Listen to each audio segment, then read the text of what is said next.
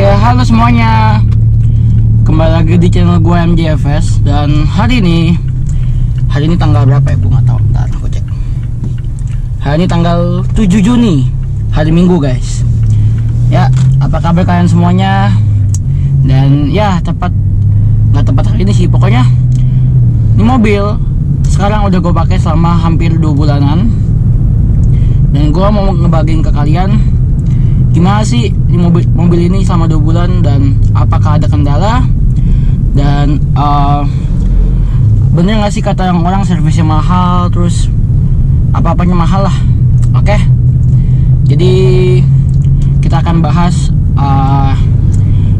yang pertama, bagaimana rasanya gue pakai ini sebulan. Jujur gue baru pakai ini sebulan atau hampir 2 bulanan. Ini tuh belum ada penyakit atau apa ya, nggak ada komplain sama sekali ya. Jadi kaki-kaki segala macam nggak ada komplain sih. Soalnya di mobil juga masih baru guys. Jadi ternyata pas kemarin gue cek di Mazda, kan gue mau takut nih kilometernya diputar apa gimana ya. Gue tanya ke Mazda, dan ternyata benar ini mobil kilometernya asli. Masih kemarin pas gue beli masih 9.000, dan pas di Mazda diceknya ternyata ini mobil dibeli tahun 2019 guys. Jadi ini mobil tuh umurnya belum setahun. Ini mobil belum setahun, masih fresh banget. Jadi gue beli second like new lah. Nah, terus habis itu pokoknya belum ada penyakit segala macam, kaki-kaki semua cek aman. Dan yang gue rasain mobil tuh emang apa ya, Mazda tuh kalau bikin mobil emang fun to drive guys. Jadi emang di mobil tuh untuk dikendarain enak guys. Jadi lu nggak bosan buat bawa mobil ini karena dikendarain itu fun to drive. Dan suspensinya enak, terus apalagi setirnya juga enteng, dan ditambah lagi dengan mode sport dan pedal shift di sini, itu tuh kita merasa apa ya? Ya merasa kita nggak bakal bosan lah di jalan. Apa bener servisnya Mazda tuh mahal? Nah, jadi kebetulan banget gue baru servis kemarin, servis di 10.000 km. Ya, servis di 10.000 km di kemarin. Dan itu harganya 2 juta guys total. Nah, gue dulu pakai Yaris juga servisnya segituan sih harganya. Jadi kata bokap gue sih, kalau harga segitu sih aman-aman aja guys. Jadi maksud gue ya standar gitu loh, nggak lebih mahal, nggak lebih murah gitu. Jadi ya sama aja. Jadi menurut gue nih mobil sama mobil sama Yaris ya, kalau untuk masalah maintenance sih sama-sama aja lah. Kan banyak yang bilang tuh kalau nih mobil kayak gini servisnya mahal segala macam, cost spare partnya mahal. Nah, cost spare partnya mahal sih, iya, spare partnya mahal gue akuin iya. Tapi kita orang Indonesia guys, pastilah kita bisa cari copotan guys. Banyak yang jual copotan, ya kan? Nggak mungkin kita beli langsung dari showroom terus ya kan? Jadi nah, alternatifnya kita mesti nyari copotan ya. Sama kayak lu pakai BMW lah. Lu pakai BMW juga kalau misalkan di BMW nya mahal, mau nggak mau kita mesti cari copotan. Ya kalau Toyota beda lagi ceritanya kan. Emang kalau Toyota udah di Indonesia udah gede banget, jadi spare part di mana aja ada. Cuman ini spare partnya sebenarnya masih ready. Cuman gue di Tokopedia juga banyak gitu. Maksud gue di Tokopedia tuh lu cari shock breakernya aja cuma 1,5an, 2 biji belakang doang. Berarti nggak gitu mahal lah ya. Nah, oke. Masalah servis kan udah gue jelasin tuh, jadi nggak gitu mahal servisnya. Nah, berikutnya gue mau ngebahas apa ya, keluh kesah gue naik di mobil ya kan. Nah, jadi kan nggak adil nih kalau gue ngomong enaknya doang. Jadi gue mau ngomong yang gue nggak suka dari ini mobil itu apa. Jadi yang pertama gue nggak suka adalah ini guys. Jadi di sini buat nutup spion tuh kita masih muter ke belakang gini, bawah spionnya kelipat ya kan. Nah, itu kalau misalnya kita kayak kondisi yang mendesak tuh ribet banget dah. Apalagi kan kalau spion kelipat kan butuh waktu kan buat jalan jalan tutupnya kayak pelan-pelan gitu dia nutup ya kan. Nah, ini tuh menurut gue kurang suka pokoknya. Kalau misalkan di di Yaris atau Honda, lu tinggal pencet doang. Di sini ada pencetannya bulat kayak gini, pencet udah kelar. Tapi kalau ini enggak, sistem i-stop ya guys. Jadi sebenarnya i-stop ini berfungsi buat kita menghematkan bahan bakar ya kan. Nah, gue jujur aja nih i-stop dia pertama kali gue beli selalu gue matiin. Kenapa? Karena i-stop ini bikin kita boros aki guys. Sedangkan aki mobil ini beda sama aki mobil lainnya. Aki mobil Yaris mah kecil kan, ini akinya gede banget guys, dan ini harganya juga pasti lebih mahal. kata teman-teman gue sih bisa 3 jutaan lah. Nah makanya aki 3 juta kan lumayan banget kan. Jadi iStop-nya selalu gue matiin. Jadi gunanya iStop tuh sebenarnya apa sih? Jadi iStop itu kalau kita di lampu merah atau kita lagi drive dulu nungguin makanan, kalau kita tahan rem gitu, dia bakal matiin mesinnya. Dia bakal matiin mesin, tapi AC-nya segala macam nyala, beberapa semuanya nyala kecuali mesin. Jadi kayak sistemnya kayak idling stop di motor aja lah. Kalian pasti tahu lah idling stop di Vario gitu-gitu lah pasti ada kan. Nah jadi gitu guys, dia idling stopnya mesti kita matiin tiap hari biar irit. Sebenarnya gunanya idling stop biar bensinnya lebih irit, cuman menurut gue ya, nih kalian lihat deh sekarang nih, nih tuh kata nggak, semoga kelihatan. Jadi sekarang aja gue dapet average 1:17 rata-ratanya. Nah biasa, ini kan gue baru riset kan ya, berarti biasa tuh kalau gue ya dapet 1:16. Jadi menurut gue 1:16 itu udah cukup banget untuk mobil 1500 cc. Ini udah irit banget untuk gitu.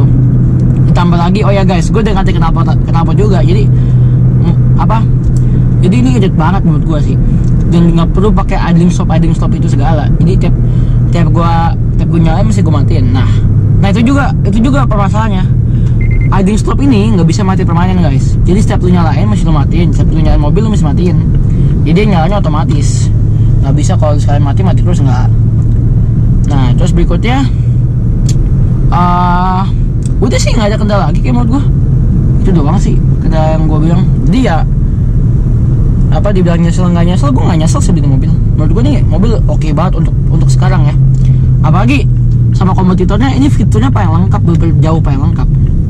Cuma mungkin yang gue tambahin lagi, mungkin yang gue gak suka lagi dari body eksteriornya aja. Dia ya itu selera, tapi ya dia tuh terlalu simple aja. Jadi lu mau beli tipe GT, mau beli tipe R, orang nggak bakal tahu ya, karena emang bentuknya sama persis depannya. Nah beda sama Honda atau Honda atau Toyota. Kalau Yaris kan dia ada TRD-nya, kalau Honda ada RS-nya. Nah itu tuh body kitnya ada tambahan lah sama fitur, kan cakep gitu ya. Kalau ini bedanya cuma di fitur doang guys. Jadi lu kalau di luar nih nggak kasat mata lah lu pakai GT apa pakai tipe R. Jadi sama-sama aja bentuknya. Nah itu sih paling perlu pas gue sih itu doang sih, nggak banyak, cuman 2 itu doang. Nah terus di mobil menurut gue untuk dari persaingan ini paling lengkap guys. Semuanya ada di sini. Kayak cruise control ada ya, meskipun dia sama Yaris kayak udah ada di sekarang cruise control. Cuma maksud gue ini cruise controlnya ada, HUD ada, dan kayaknya sih ini paling lengkap ya. Jadi dia di perseling ada, dan di pedal shift ada. Buat apa maksudnya? Buat ganti giginya, manual mode-nya. Dan satu lagi yang kata orang ini mantep banget. Jadi dia mode manualnya naiknya ke bawah, naikin gigi ke bawah, turunin gigi ke depan. Ya jadi ala sekuensial gitu lah ya. Nah itu jarang banget. Biasa katanya rata-rata orang tuh kalau misalkan naikin gigi maju, kalau turunin gigi mundur gitu. Nah kalau ini beda, kebalik guys. Jadi kalau naikin gigi tarik, turunin gigi ini. Cuman ya lu ada pedal shift, nggak bakal kepake lah ini yang di sini. Biasanya juga orang pada pakai pedal shift ya kan. Nah terus berikutnya lagi ya kayak fitur-fitur safety-nya itu sih, stability control. Stability control kan cuman mobil ini kan yang punya. Apa Yaris udah punya? Oh Yaris juga udah ada, cuman just belum. Nah, cuman kalau untuk kita ngomongin Yaris ya, Yaris yang tadi gue pengen juga kan Yaris yang baru. Yaris yang baru sih sebenarnya keren sih, dia model dalamannya juga kulitannya juga banyak nih. Jadi di pintunya kulit, ada amnya segala macam. Kalau untuk multimedia jangan salah, Toyota udah paling bagus soal multimedia menurut gue. Nah cuman di Yaris itu yang gue sayangin tuh dia radius puternya parah banget, lebih parah daripada mobil gue yang lama. Jadi dulu gue pakai Yaris, gue pergi ke ini kan, misalkan ke puncak atau mana, ke tempat yang bener sempit, itu susah banget kalau bener emang radius putarnya dikit guys, bener susah banget. Jadi Yaris itu kurang enak lah berkeluar kota, emang bener di dalam kota doang yang berjalanan kayak gini nih luas. Jadi muter balik mau apa nggak pusing. Nah Yaris itu juga yang gue rasain dulu tuh yang seperti gue bilang ke kalian, bempernya tuh terlalu, sebenarnya dia nggak ceper di samping ya kan, tapi di depan tuh ceper banget bempernya itu loh. Bempernya tuh terlalu gambut lah ya istilahnya, apa ya namanya. Oke, bempernya tuh terlalu panjang, depannya terlalu turun ke bawah, jadi ceper kesannya. Dan gue masuk rumah aja sering banget kena gitu kan. Nah kalau ini ground clearance-nya juga enak guys, jadi lu bawa keluar kota juga masih oke nih mobil. Meskipun judulnya mobil kayak gini kan city car, cuman ini mobil ya pasti lah sekali-sekali kita pengen jalan-jalan ke puncak atau kemana lah kan. Nah, ini mobil masih enak guys. Dan kekedapan kabinnya juga ini mobil enak banget sih menurutku, di antara Jazz sama Mazda 2. Jazz sama Mazda 2 lagi. Di antara Jazz sama Yaris maksud gue. Karena kan di rumah gue ada Jazz, jadi gue gue beberapa kali juga kan bawa Jazz, jadi gue tahu lah bedanya apa. Dan jujur guys, bukannya gue ngebelain mobil karena mobil punya gue ya, tapi yang selama gue bawa Yaris, bawa Jazz sama ini mobil paling enak menurut gue. Mulai dari driving positionnya, joknya, sama handlingnya, ini mobil paling enak menurut gue. Paling fun to drive. Meskipun Jazz juga enak ya. Emang kalau untuk ngomongin fun to drive sih Jazz sama Mazda 2 emang enak guys. Cuman gue lebih prefer ke ini, lebih enak ke ini. Tapi ini kan menurut pendapat gue aja, bukan statement resmi. Tapi menurut gue ini lebih enak guys. Nah, selain fitur, paling ini mobil kurang ya. Tapi ini mobil ada kurangnya guys. Nah, ini mobil tuh ada kurangnya daripada Jazz sama Yaris. Kurangnya adalah kurang kelegaan guys. Kalian lihat ini sempit banget tuh, kaki gue nempel ke sini ya kan. Itu menurut gue sempit banget. Dan dibandingkan Jazz sama Yaris jauh. Nah, dulu gue pakai Yaris ya. Yaris kan lega batu. Nah, gue pakai Yaris pas Jazz gue datang, gue cobain juga. Lah, kok sempit gitu kan. Nah, terus habis itu gue pakai ini lebih sempit lagi. Jadi urutannya ya, kalau kalian mau lega, jadi urutannya yang paling lega pertama adalah Yaris, kedua Jazz, yang ketiga ini. Kalau Yaris nggak dilawan lah, masalah ini lo nggak bisa lawan, masalah keluasan. Yaris tuh luas banget, berluas. Emang Yaris tuh the best lah luasnya, dibandingkan sama musuh-musuhnya yang lain ya kan. Asik musuh kan. Nah, terus habis itu apalagi gue juga bingung jadi. Nah, terus paling itu aja sih. Sama orang bilang harga secondnya jatuh. Sebenarnya dibilang jatuh juga enggak, dibilang nggak jatuh juga enggak. Gimana jadinya? Dia tuh turunnya gimana ya? Dia turun tahun pertama. Dia turun 1 tahun nih, maksudnya 1 tahun nih beli baru, tahun depannya second. Itu jatuh banget. Tapi habis itu harganya tuh masih steady guys. Jadi masih di segitu-segitu aja gitu. Buktinya dari dulu sampai sekarang gue beli mobil. Misalkan dulu gue mau beli mobil ini juga kan sebelum gue beli Yaris. Nah, ya harganya 170-an, apa 180-an dulu kan. Nah, sampai sekarang masih 170-an, 180-an aja yang gitu. Dibanyakan Yaris yang udah turunnya jauh banget. Gue dulu ngambil mobil secondnya 200 ya, tahun 17. Gue beli tahun 15. Itu mobil tahun 15, gue beli tahun 17. Harganya sekitar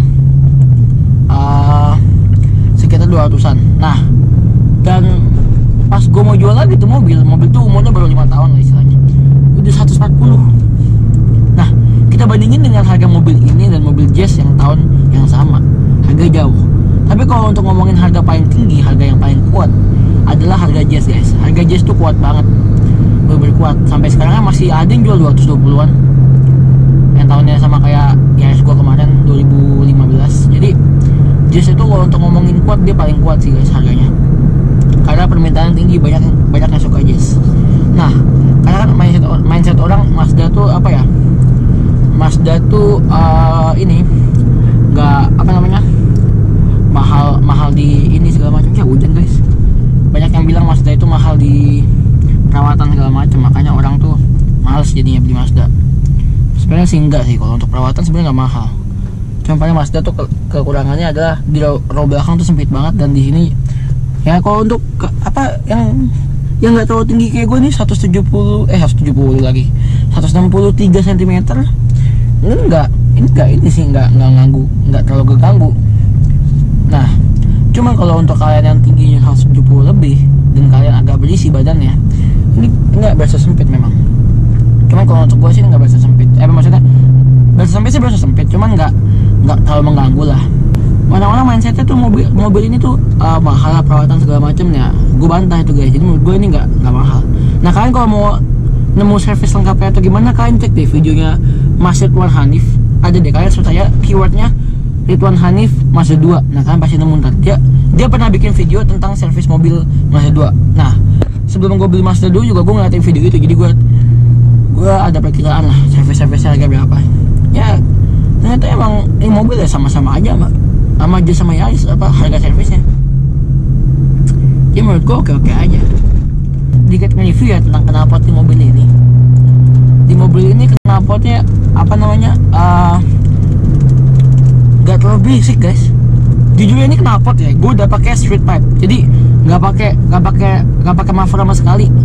Dan itu masih, kalau di luar tuh ya adem banget, berisiknya cuma di dalam doang, di kabin doang berisik mendengung ya. Mobil ini ganti knalpot tuh nggak kayak Yaris kalau kita ganti muffler doang, dia masih ada suaranya, masih berisik ya, masih bisa bacot lah istilahnya. Cuma kalau mobil ini kita ganti muffler doang kayak gini, efeknya bener-bener adem banget. Padahal gue udah ganti yang modelnya street pipe. Apalagi kalau gue pakai mobil yang apalagi kalau gue mau pakai model yang muffler. Kalau gue pakai yang muffler, aduh, lebih adem lagi nih mobil. Mazda 3 cakep ya guys. Oke guys, mungkin cukup sampai sini aja videonya. Sorry kalau ada beberapa kata yang kurang jelas atau gimana, dan ya semoga kalian suka videonya. Sorry kalau topiknya agak ini ya, agak muter-muter ya. Cuman ya pada intinya gue ngomongin mobil selama sebulan, keluh kesahnya apa aja yang oke, dia nih mobil tuh worth it lah, worth it buat kita pakai sehari-hari. Buat kita keluar kota juga masih worth it sih menurut gue. Jadi ya jangan lupa komen, like, share, dan subscribe. Semoga kalian suka videonya, dan sampai ketemu lagi di video berikutnya.